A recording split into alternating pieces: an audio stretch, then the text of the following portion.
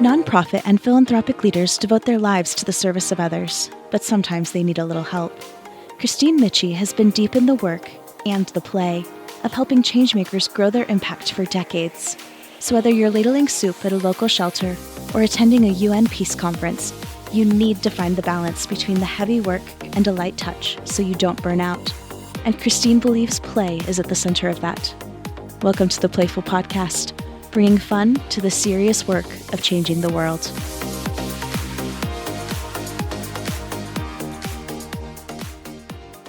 Everybody, welcome back to the PlayFull Podcast. We are in our Civic Actors series. And oh boy, I've got two civic actors with me today that you're going to get to hear from. Claire Groebner and Shantel Suárez Ávila are both with us. They have several affiliations that they're going to share with you. The one that brings them together often and today is something called the San Diego Solidarity Network, which is a newly formed organization in this year, 2025, in response to some of the attacks on the justice movement and the social sector, and a response here in San Diego specifically that's really interesting and I think will be interesting to our audience. Could easily be replicated in other places and where these same harms are underway. But we'll have plenty of time to talk about harms and address those. Claire and Shantel, welcome. So glad you're here. Thanks for having us. Happy to be here. Yes, thank you, Kristine. Awesome. And I want to say, yeah, we'll have time to talk about harms. We talk about harms and the heavy work and the important work intermixed, of course, with play, joy, and love, because that's the duality of the podcast, bringing fun to the serious work of changing the world. So as you ladies have embarked this year on your work you're already doing, Claire at Olive Wood Gardens, which you'll get to talk about, Shantel at Masaya, your consulting practice, and added this to your work and added this mission to your larger missions. How have you kept your joy and play up? I'd love to start with that. And Shantel, why don't you go first? Yeah, that's a really good question, Kristine. And I just want to name it's very hard this year to balance, right? The work that we do in community, and also taking care of ourselves. But it's important. It's important to take care of ourselves so we prevent the burnout that we experience in our sector because it's hard work. And these days, actually, I've been actually telling Claire, I'm like, oh my God, I need a candle, like Mm. always, like lit up. I just need to see it. I need to Mm. smell a scent.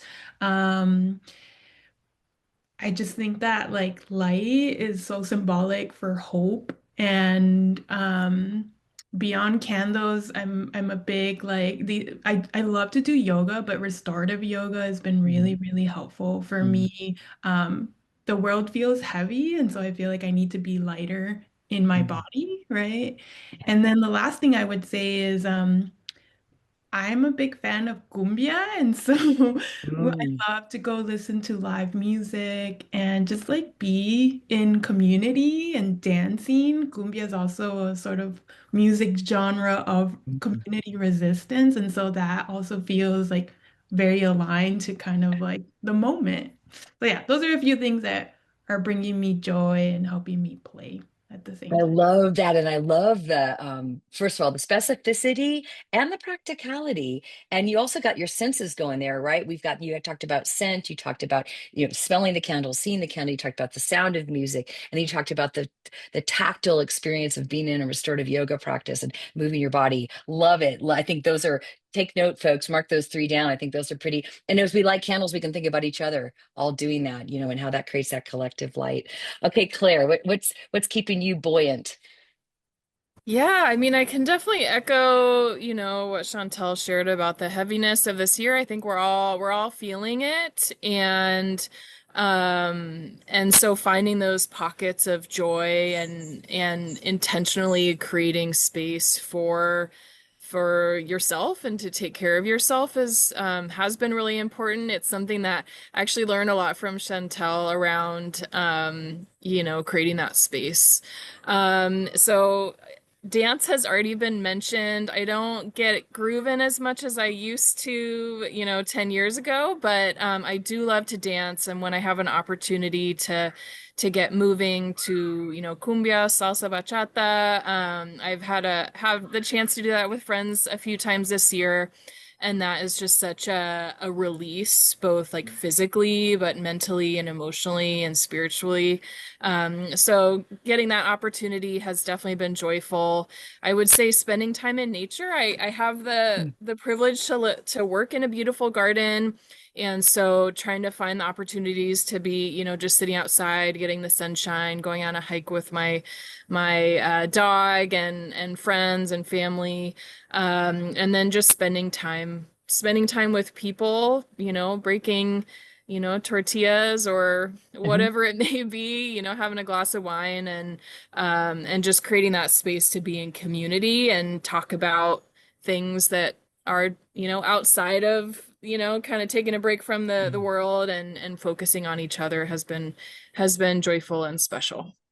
Well, I can hear, and we'll see. I'm not sure if it'll get through the whole production process, but I hear birds in the background as you're speaking. So the fact that you've even chosen to be out, sitting outside during this podcast to me, is like a sort of a statement of, what you need, where you need to be, and how you need to prepare yourself to be able to do your work. And so I'm really thrilled that you chose that setting, Jay. Plus, I get to look at it, which is fun.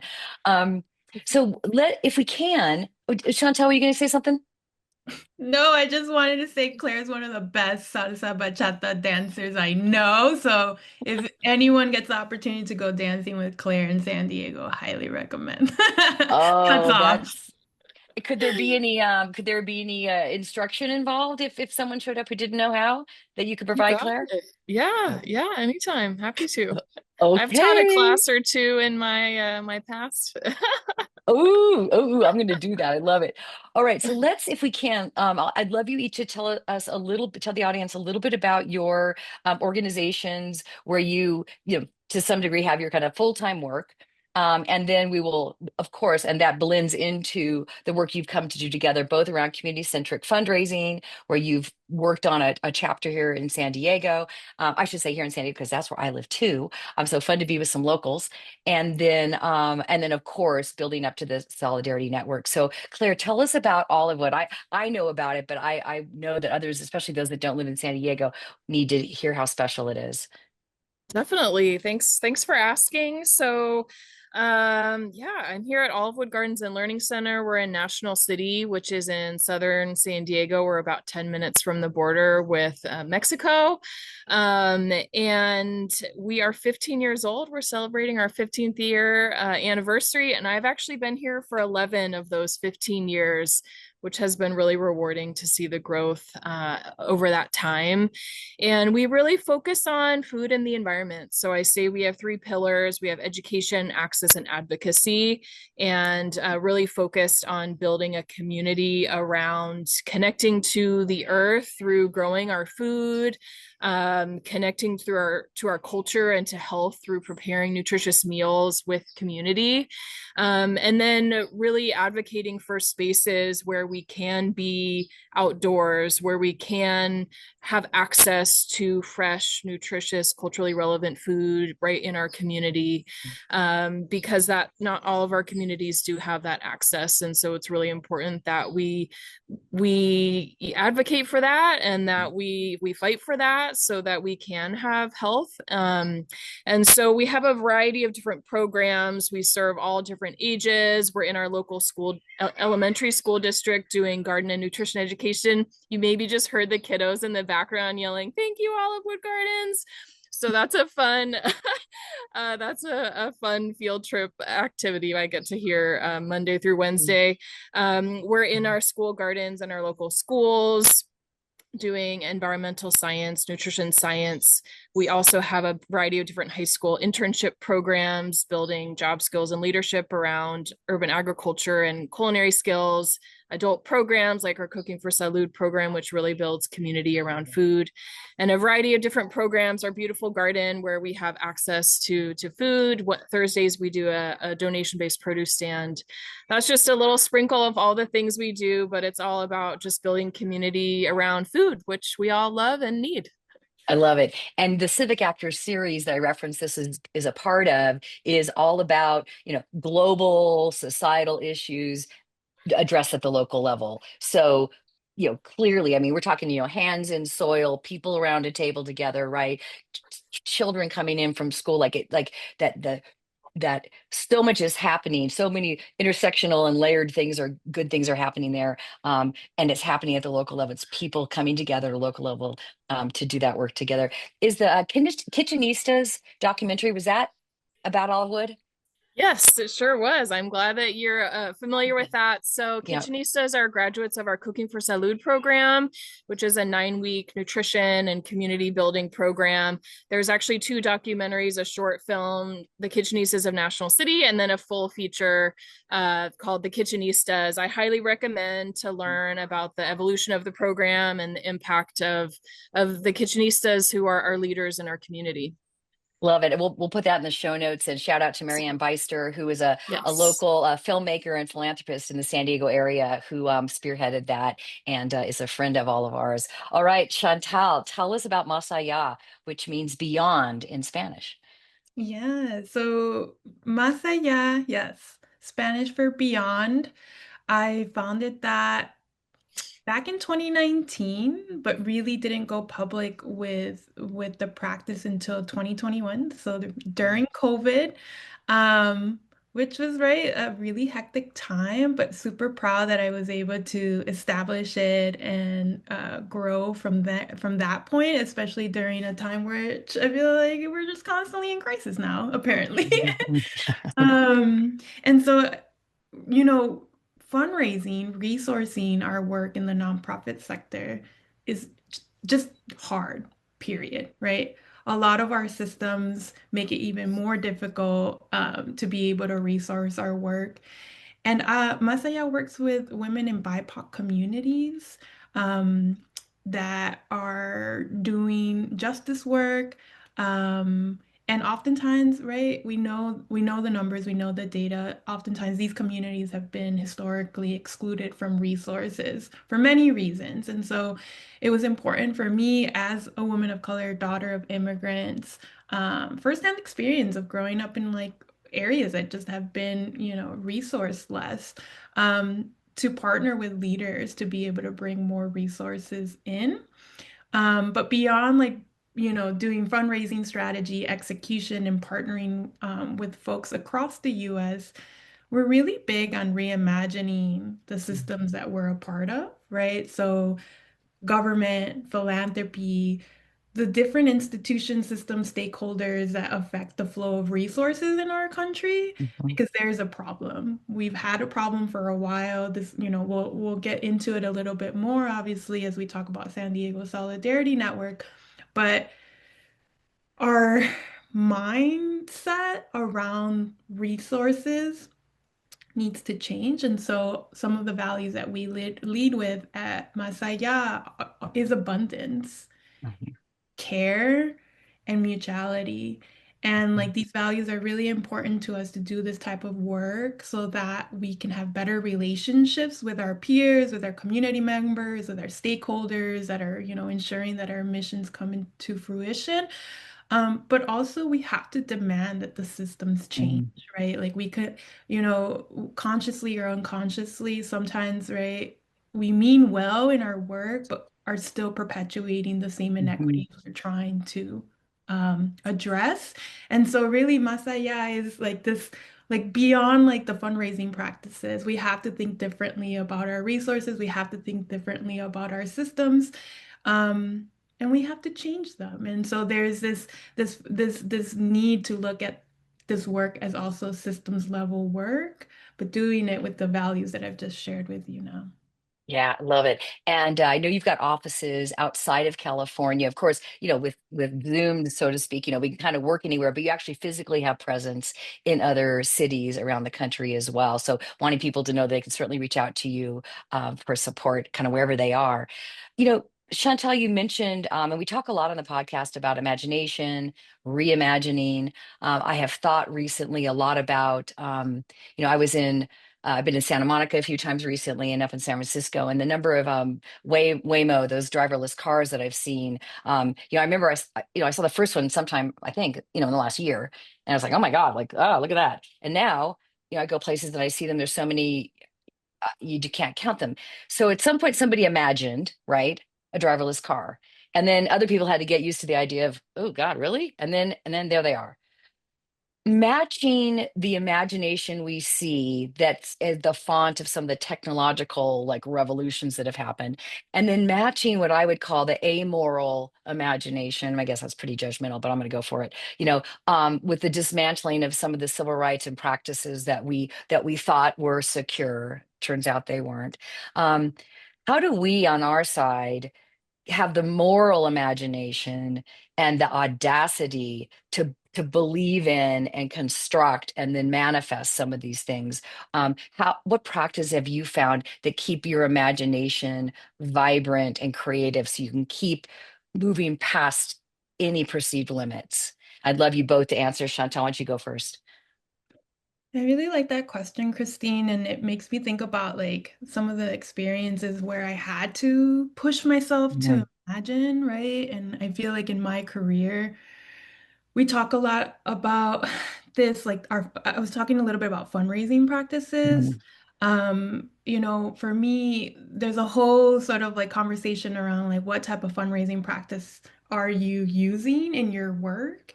And for me, when I started fundraising, the sort of phrase term like donor-centric fundraising. So I won't go into like what is it, like maybe in the notes we can kind of talk about like Mhm. define it, but I was taught this way, so ensuring that like the agendas of donors, whether it was government, philanthropy, was first and foremost centered. And I just remember for me, someone being from the community where I was fundraising, being like, there's something that feels really challenging about that.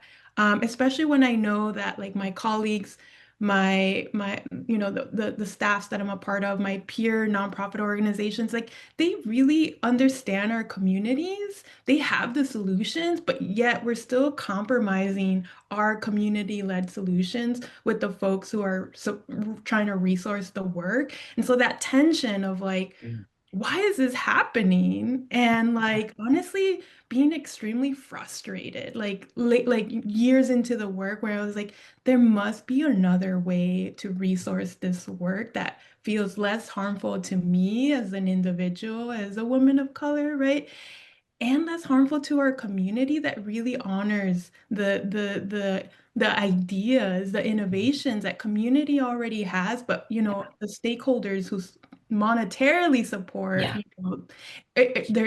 they're not aligned. And so I really had to take a moment, like a step back. Like I remember I actually had Christine, I don't know if I shared with you. I actually had I had a 6 month severance where Mm. like that financial cushion really helped me like take a step back and figure out how else are people doing this work. Mm. And I think, when we're trying to imagine, I think we have to look to our past and we have to look to like Yeah. our peers and like be open to like practicing differently. And I think that like, and acknowledging when something feels off and not just like leaning into that more, just like take Mhm. a step back. Like, why, right? Yeah. Understand why you feel that tension, like do the internal work, and then be open to how other folks that maybe like the practice is not mainstream yet are doing it differently. And I just think that, our first couple of like steps to help you start to rethink what you do in a way that leads you into that trajectory of like doing things differently, imagination. So those are just Yeah. a few things I want to share. Yeah, I love it. And then in cases like this, right, doing it kind of boldly and loudly and visibly so people can see, go, oh, I saw Shantel doing that. She's quote unquote getting away with it, right? Doing it that different way. And that bolsters my confidence that I can try some of those practices too, and we keep building. Claire, what about you? Where has imagination and imagining new ways of doing things impacted and influenced and inspired some of the work at Olivewood and your work broadly at Community Centric, et cetera? Yeah, this is like, I've actually been thinking a lot about imagination Mm. because we actually don't have a lot of space for imagination Mm. in the nonprofit sector. We spend so much of our time in reaction mode and in response mode to crisis. And when you're constantly in crisis mode, and constantly in an under-resourced space and constantly having to manage, people's emotions and traumas, there's not a lot of like Mm. mental space and capacity to imagine what's possible. And that's part of the problem, right? Is when we're Mm. constantly running, it feels on purpose in some ways that if we're down here, then we're not able to get up here. Yeah. And I think acknowledging that first has been really important for me in my practice, to acknowledge like, oh, why are we just running and running and running and running? And when I look back, we're still doing the same things now that we were doing 10, 20, 30, 50, 60 years ago. We haven't actually solved the problems that we're trying to solve for if I think about our sector. We're still trying to solve for for poverty. We're still trying to solve for nutrition insecurity, clean air, right? And so what we're doing perhaps is not working. And in our practice with San Diego Solidarity Network and community-centric fundraising, which Shantel alluded to, we have been practicing a critical analysis of our sector out of a place of love. So I think of Bell Hooks' definition of love as the extension of oneself for the spiritual growth of oneself for another. So when we think about love in that perspective, we can challenge each other. We can challenge ourselves and our beliefs that we think are just the way things are, but it's actually, we've been taught all of these beliefs, they're biases. And so in kind of recognizing that, it's been helpful for me to imagine that we actually have to. It's critical that we imagine a different future. And when I think about, I've spent a lot of time thinking about my core values. My core values are justice, community, and health. And if those are my core values, then it's my responsibility to do whatever I need to do to live into those values. And that requires me then to challenge, I'm a white woman. I enter this space with a lot of privilege. So then it's my responsibility to really challenge that privilege, to dig deep into it, and then to assume more risk as a result of that. And that is, imagination has to be a part of that, because without imagination, we are just like, well, we just are this way, and therefore we must continue to do what we've always been doing. I don't know if that answered your question, but Absolutely. that's where I'm coming from. It answered it and added. I loved it. Thank you. And I was thinking, when you were Chantal talking about kind of fundraising practices, when I was a little baby fundraiser, brand new, 1993, starting out in the sector, I went to UCLA and took a grant writing class. And the first thing you learn is to write the problem statement. I mean, that, like, the whole sector is set up on a problem statement. And that to the points you were making about the donor centric, like, well, we got to convince the donor that this is a bad enough problem that they'll care about it. Like, and that thinking about, and Trabian Shorters, who's been on the podcast from Beamy Community, who focuses on asset framing. He was the first, I mean, like I admitted it, but like the first time I really thought that through, I'm like, oh my God, that's how I was taught to fundraise, was focus on the problem. And slow but sure, I think some people are moving out of that practice. And I always love when I see a nonprofit video or a nonprofit grant request that starts with the asset. And I'm like, somebody heard that message acknowledge and realize what beauty there is to emphasize, and that's where to start. I wonder if the two of you are finding yourselves needing to rethink things, even within the rethinking you're asking others to do. Are there assumptions you've made that you've recently found got upended for yourself? Claire? Ooh, I mean, always. I think if we're committed to if we're really committed to the practice, we're always thinking, oh, still got more to go. So I think an example I can share in the San Diego Solidarity Network, we are committed to practicing shared leadership. And we believe that we have to model the practices that we want to see at all levels. And shared leadership is a critical part of that. And shared leadership is hard. Yeah. It's hard.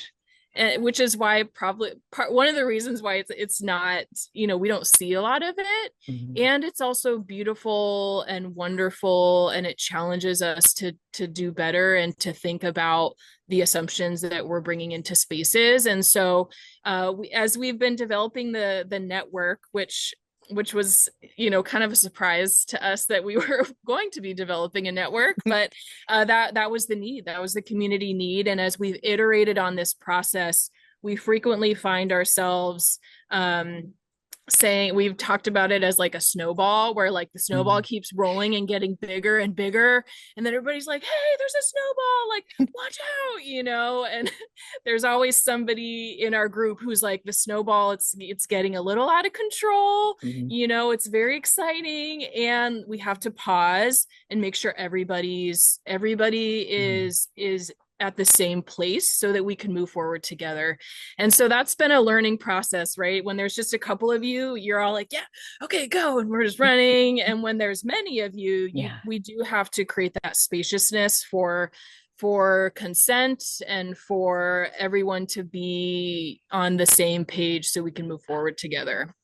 All right, if I can take your snowball metaphor just and add this to it, and this is perhaps what you're already doing, thinking, and saying, but like you don't have to stop the rolling, but if you slow the incline just a little bit, create a little bit more of a level, it'll start rolling slower to allow other people to jump on, stay connected. All right, so Shantel, I'd love you to answer the question about things you're rethinking. And then now we've referenced it enough, folks. We're teasing you too much. We're going to tell you about the San Diego Solidarity Network in a little bit more complete way. As Shantel, feel free to go into that as you answer the question about rethinking. I mean, both of you are saying it, right? Like, it's nice. Analogies are so beautiful because going back to playfulness, I think like we have to see the humor in like our experience, right? And Yeah. it's that snowball effect sometimes can feel hard, but it's also fun to acknowledge like we're in a snowball effect. And to your point, Kristine, like we're learning, right? To do the work together and to create the conditions. What you're saying about like, okay, but make that incline less steep. And honestly, that's what I'm learning and kind of relearning in the process, unlearning even like other former sort of like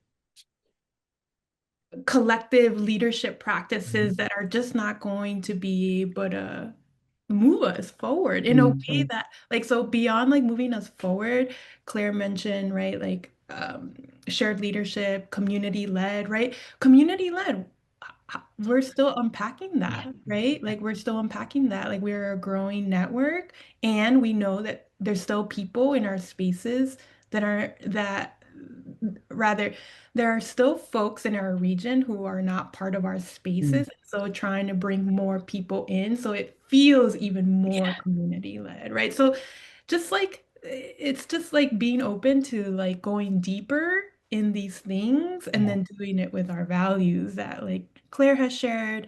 And I think a big value of ours has always been care. Like I honestly wouldn't be doing this work if I didn't feel the care between people. And I think honestly, a lot of people stay in this space, in this network, because they feel the care, they feel the authenticity of what we're doing, what we're saying, and how we want to go about it, even though it's messy, right? And Kristine, you mentioned it earlier. It's like and the courage. And it's infectious. Like when Mhm. some people are courageous enough to say the things that maybe we're all feeling, but many of us now are saying it together, that sort of collective courage is so powerful. Love it. All right. Now, you all gave me a great compliment. Something I put in our show notes. You wrote back and said, "We love that." So I'm going to go ahead and read it because I only got this from being around you two and knowing some about what you're doing. But this is regarding the Solidarity Network. So what I learned from you is that this model is stewarded, not led. That's a particular phrase and idea. Has volunteers and not paid staff. There are no leaders, board members, or executives listed on the website. Tries, I'm looking all over. Who's in charge of this, right? When you go on websites, you look for that little drop down about us, our leader, I couldn't find it. I thought that was indicative. In a patriarchal supremacist model, all that makes no sense. In your matriarchal community-centric model, it is essential, it is glorious, it is magical. What can we learn from this as we imagine new and better systems? And but I did promise everybody you were going to describe it so that gives you a sense of its culture and spirit. I'd love you to describe it. And I don't want to miss talking about the emergency declaration, which was sort of your kind of founding debut to the community. Was not a theory of change, was a manifesto, it wasn't a mission statement, it was an emergency declaration. I think that was obviously a very specific choice. So there's a bunch of things I'd love you to both jump in and share a bit about.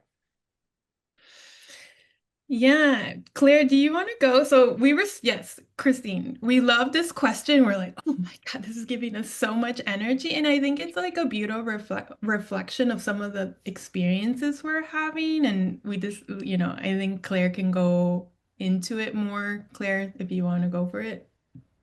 Sure, I can share like overview San Diego Solidarity Network, how we got here, and then some of these practices. Shantel and I know each other. We met each other through the community-centric fundraising movement. We have a San Diego chapter here.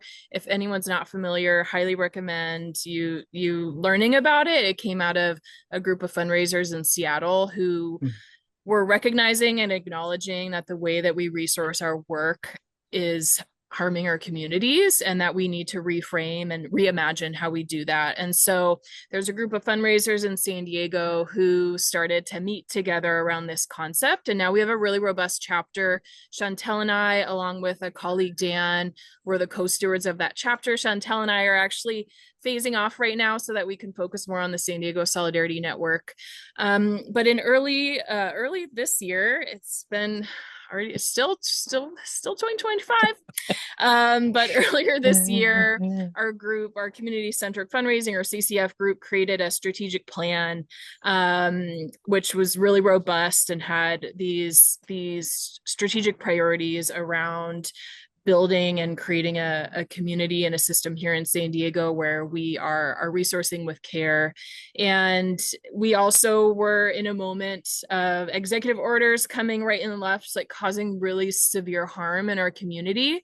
And so we were also at the same time noticing silence, just silence. And it was from all sides, including between nonprofits. We knew that we were having them like secret conversations.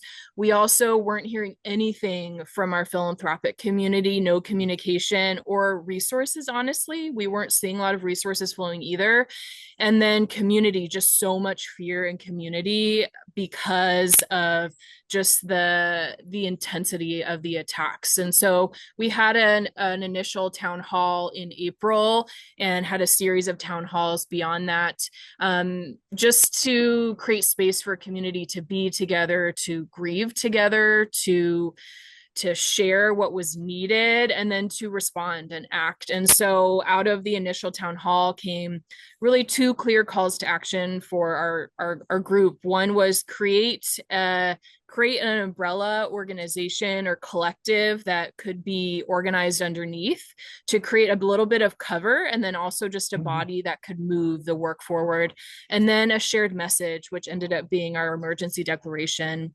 And so these things were created with over each event, we had maybe 40 to 70 participants, including nonprofits, some government, community members, some philanthropy, mutual aid groups, really trying to build something that could work for all of us. And the emergency declaration really came out of that. We don't need a government to declare an emergency. In fact, our government is the emergency. And so we as a community declared that and have really clear calls to action for different groups in our community. And we also are acknowledging that there's a history that got us here. Much of this is not new, right? Like communities have been harmed and exploited and marginalized for centuries, and that got us here. And now we're in both an emergency moment and a moment where we need to reimagine what our future can be. And so we're really trying to create a group that's modeling how we can do that. If we can't model something at our local level, how do we model it bigger and bigger? So we're trying to really do that at the local level. And, you know, Shantel talked a lot about the care that is needed amongst ourselves. We really have to care about each other in order to continue doing the work. I know I'm gonna stop there. Yeah, Shantel, I'd love you to add. And if you would, first of all, I certainly have been, aware of it, and even just the numbers of attendees and the coverage you've gotten. I mean, there's some measures of success that feel kind of, they're like, are those even the measures we want to use? But they are some of the measures that, people are hearing about it. It's getting covered, and so that's important. People are attending. People are curious. It sounds like it's growing when you're talking about the snowball and more people joining, slowing down so more people can get on. So kind of how is it going? Where's it at right now? And what's your vision for it? Let's even, if you would, like, what's your vision for it even before the end of this crazy year, like you said, that's kind of like dog years in terms of how many things we've had to handle and deal with. And where do you see it going? Yeah, I want to add, Claire, you did such a good overview of our sort of journey and kind of how we've gotten to this moment. And I also want to lift up that we had our series of community town halls and press conference back in June, to sort of debut the emergency declaration. I like that, Kristine, at the Chicano Park Museum and Cultural Mhm. Center. And when Claire and I were looking for venues and like trying to figure out, like, and our team members as well, we knew that we needed to have these gatherings in a place that already had historic resistance and power.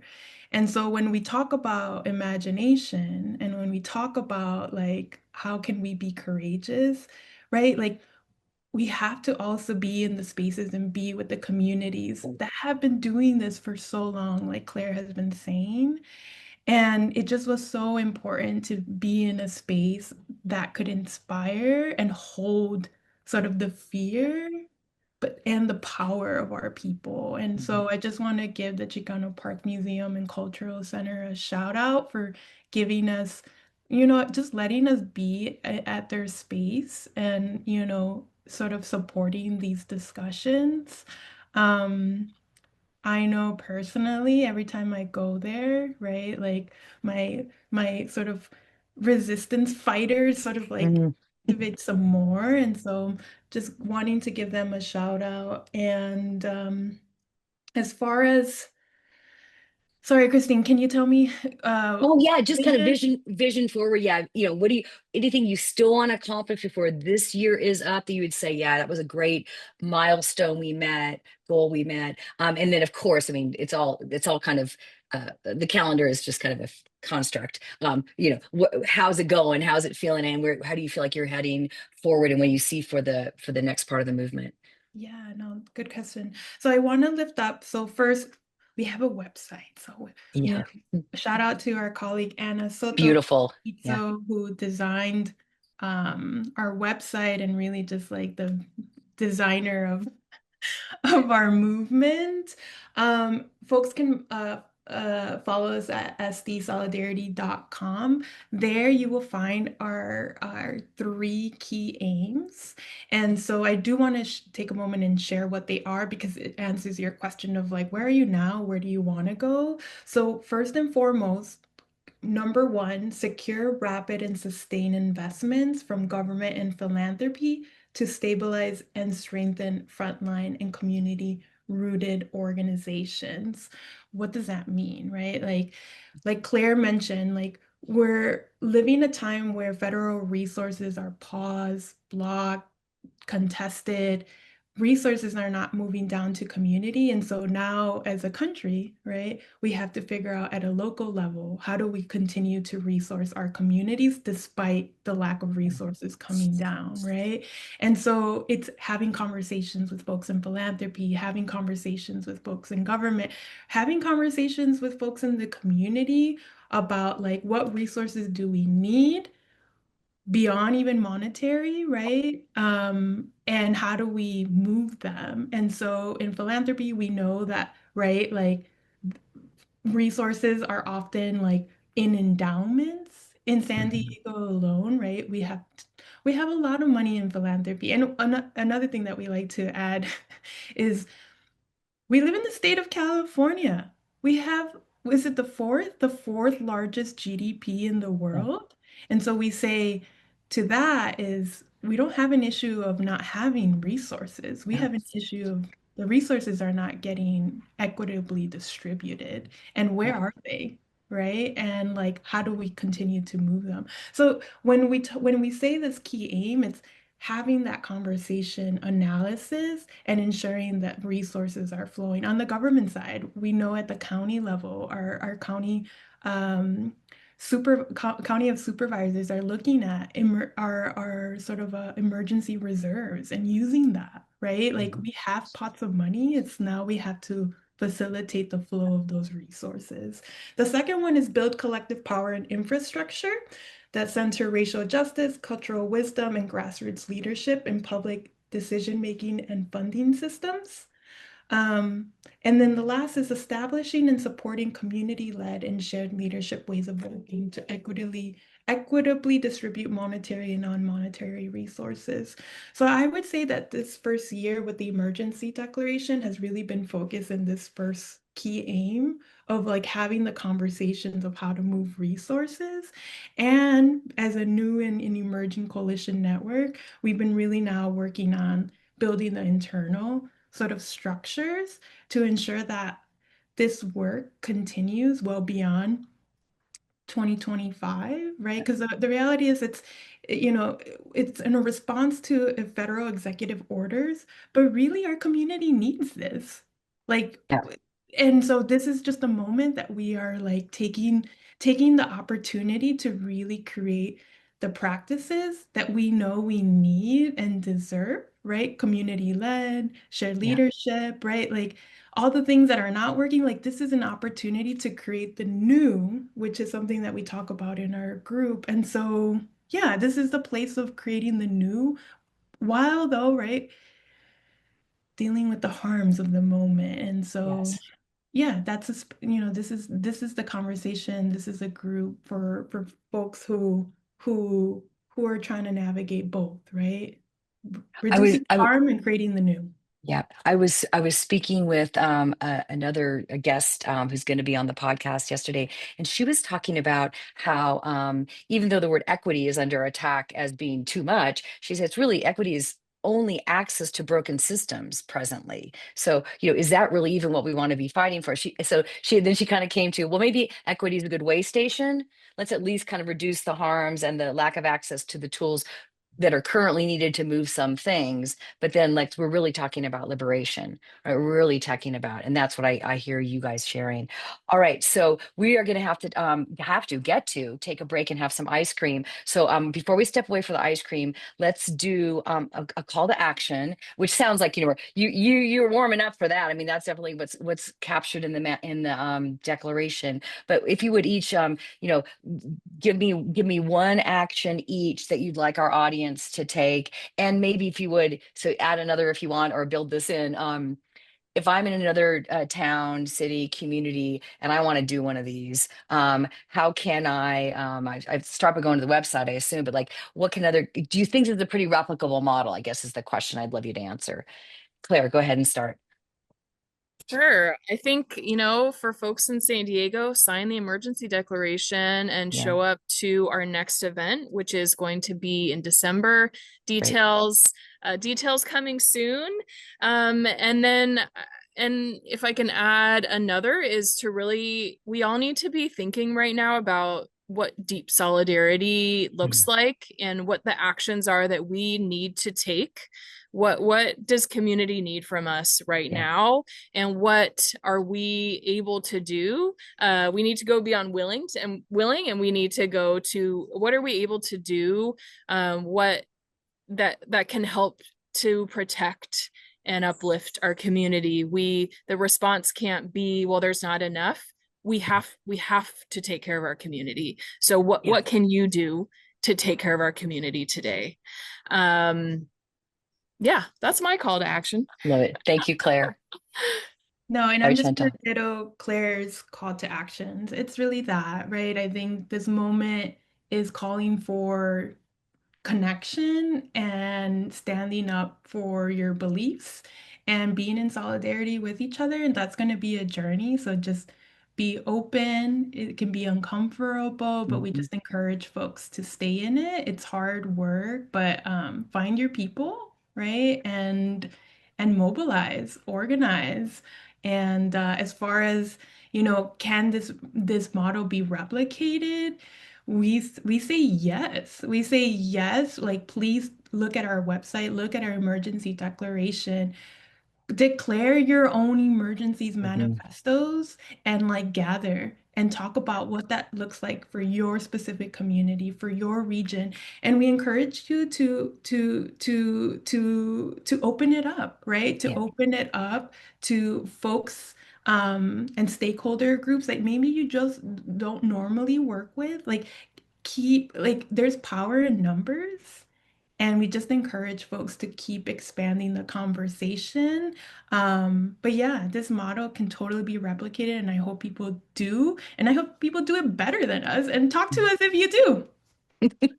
I love it. All right. Well, I was going to say, as you were saying, it's a journey, and I was thinking, stay hydrated. I'm like, oh, perfect, and stay well resourced with ice cream. So, you both of you, many, many thanks and blessings for the work you're doing. Let's cap this off with some ice cream, and folks, we'll be right back with our ice cream.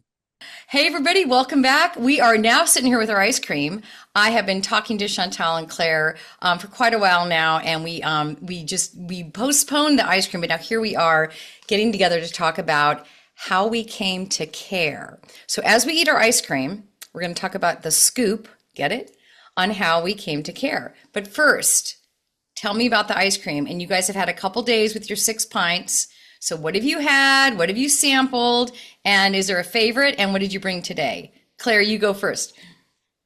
Well, I have to tell you, they're absolutely delicious. They're like maybe the best ice cream I've ever had in my life. And I'm vegan, so I got the vegan version, and they're partner approved. I have to keep an eye out for him. He's, creeping into the Inventory. freezer. But we had like a chocolate fudge one, a roasted strawberry, and then today I'm eating key lime pie. Mm, Hard to say what my favorite is. yeah. And the graham cracker oh, right? Amazing. Yep. Okay. Chantal, what about Delicious. you? So similarly, I also love the ice cream.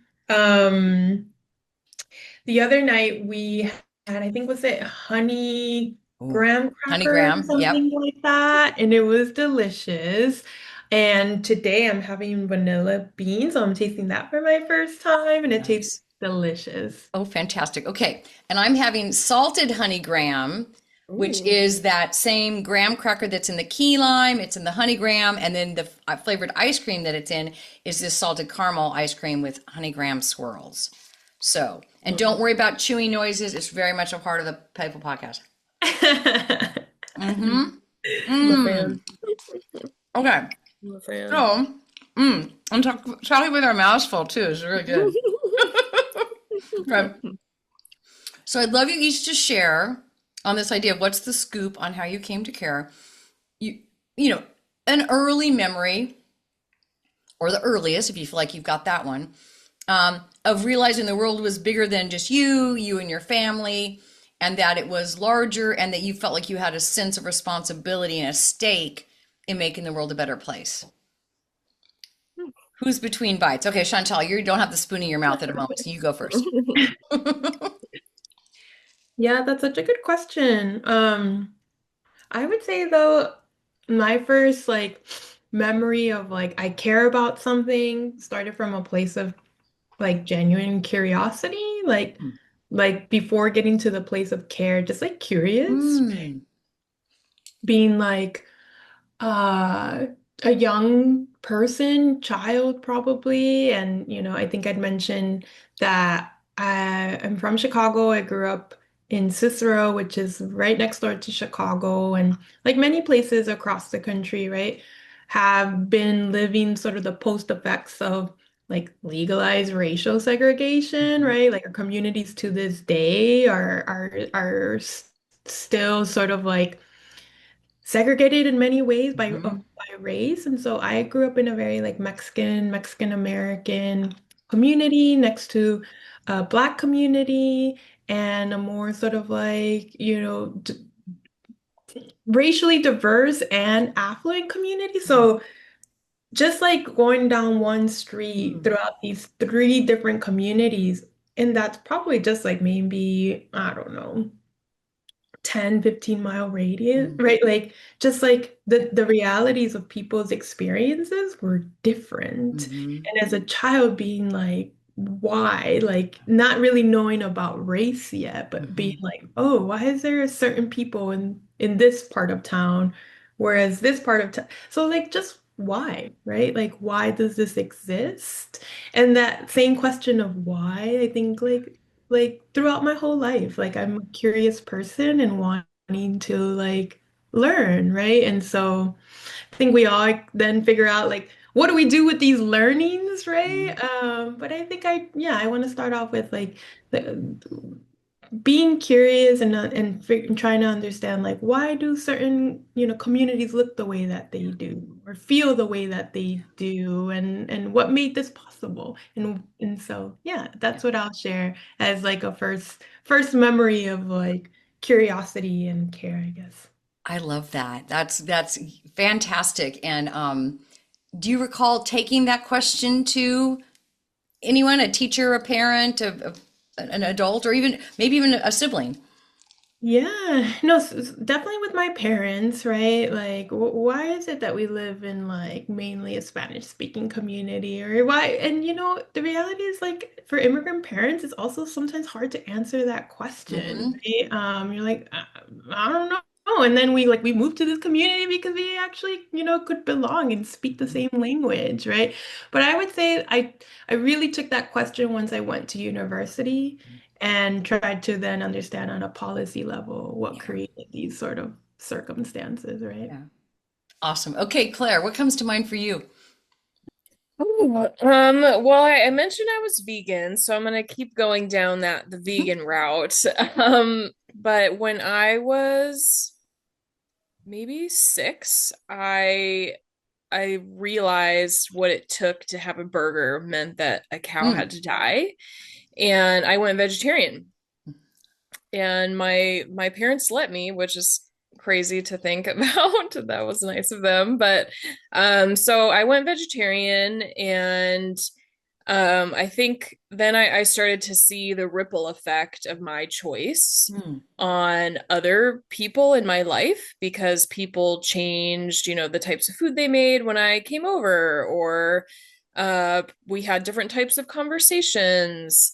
And then as I got older, I eventually did go vegan, and in that process, um, you just start to peel back layers of things. So similar to Shantel and the curiosity, like once you start to think, oh, well, I'm doing this for ethics, right? Well, then you start to peel back the layers and you start to learn, oh, well, there's a lot of environmental impacts of the livestock industry. And there's also like impacts on like communities and community health, and like who is working in the meat packing industry, who is doing this type of labor. So yeah, kind of curiosity about pulling back the layers, and seeing how, yeah, what seemed like a small choice when I was a kid has had huge ripple effects in my life. So I'll share that. That's All right. And let me ask you, do you remember the mechanism through which I guess a 6-year-old can understand that a hamburger comes from a cow, but like, was there something you read or saw that like kind of made that clear, and that was something you didn't want to be a part of? I have it's really hard to remember. I always loved animals. And I used to you gave me a piece of bacon and, I was a happy as a clam. But I think I remember like asking my parents, how it was that this burger, was on my plate. Yeah. And then, that once you really start to think about it, you're like, oh, wow, a living being died so I could eat this, and as a kid, that was just like very emotionally distressing, to come to that realization. I think, something that really unites folks on the podcast and folks that we're so lucky to get to work with is that, for all of us, there can be different things that are, kind of others, maybe a hierarchy or a priority, things that like really strike us and we really want to get engaged in. But broadly speaking, we're all sort of aware of, we're curious about.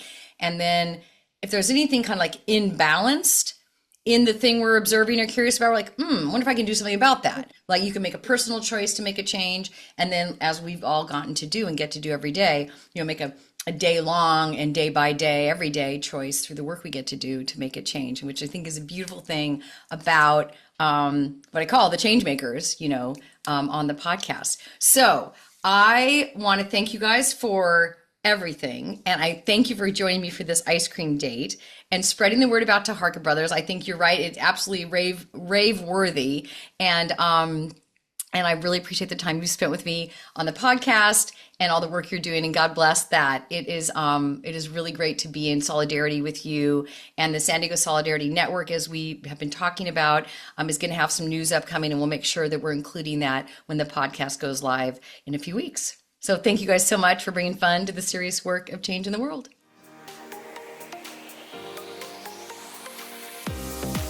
Hey, everybody. Thanks so much for listening to the PlayFull Podcast. If you enjoyed the show, please rate and review it on Apple, Spotify, or wherever you get your podcasts. And if you know of a leader or organization that's doing good in the world and you'd love to help us help them amplify their message, I would love to have them on the show. Go to the show notes and click there, or go to impactfulinc.com/contact. And that's impactful with 2 L's, inc.com/contact. And let us know who you're thinking about. Can't wait to see you next time.